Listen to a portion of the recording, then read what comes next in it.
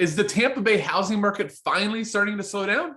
My name is Keith Jamison with the Jamison team at Likely Real Estate. We're going to go over the data that just was released from the Florida Realtors for May 2022.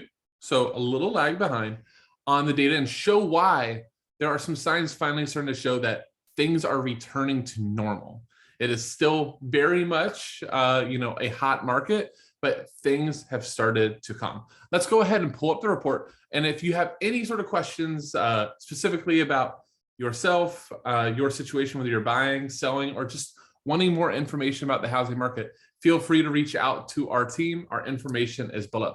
So let us jump right into the report. So at the start of this, let me just preface it by single family homes. We're not looking at condos within the whole Tampa Bay market. So you can see if you look year over year from May 2022 to May 2021, we have huge increases across the board, specifically, which you probably were already thinking of or aware of, in price, over 25% appreciation in average sales price from 2021 to 2022. And then also just everything just still was crazy, right? 5 days to market, contrast that to 2019 around that time, it was 31 days to market. So 5 and 6 days is very, very quick. So high prices, going fast, not a ton of inventory. That has been the market that we've now seen for about the last 2.5 years. The one thing that has increased though, and we'll go a little bit more into it, is months supply of inventory and inventory compared to the two. In 2021, 0.7 months of inventory, 3298. You can see a huge jump, 4,444 and 1 month supply. Again, more houses starting to become available and less buyers out there just snatching them up is going to start showing us that it's going to take a little bit longer to get to contract, and just there'll be more supply, more choices for buyers out there.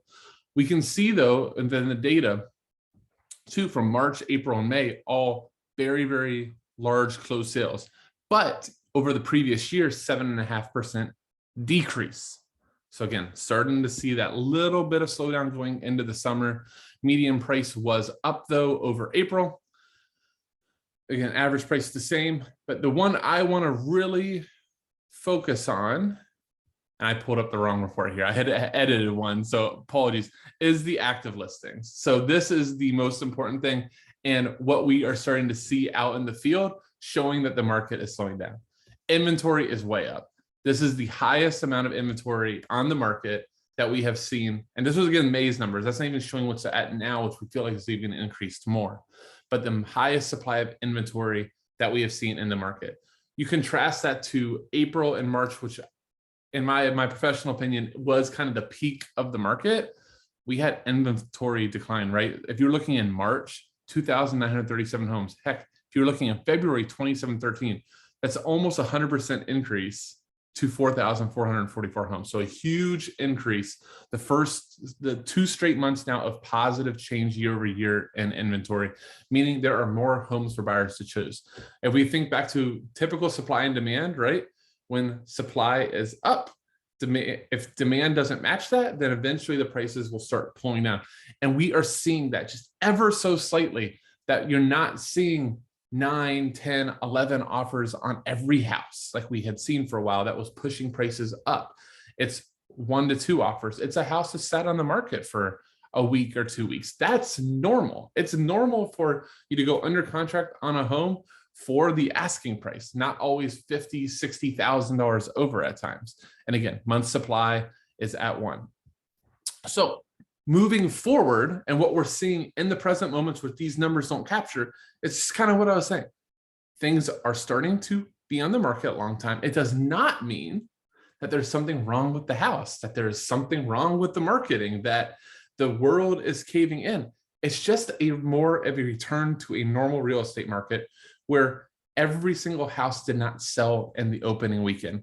If you are a buyer and are in need of your home, this is actually very good news for you. If you're looking in March, you're looking in April, you might have gotten frustrated by being beat out over and over again, making great offers, well over asking with all the terms, just telling the seller, here, what do you want? I want your house. You're getting a little bit more control back. You're getting a normal inspection period. You're not having to offer 120% over the asking price. work with your realtor, work with us on finding those homes, negotiating those deals, and finding you the home of your dreams. And if you're a seller, guess what? Yes, you may have missed the tip top, but prices are still at close to record highs. And while you may not get, 5, 6 offers and just get to pick the most perfect offer on the list, you're still going to get phenomenal offers for your home that are significantly higher than they were at the beginning of the year, end of last year, or maybe the other times you were thinking about selling. If you have any other questions or comments, we'd be happy to talk to you again.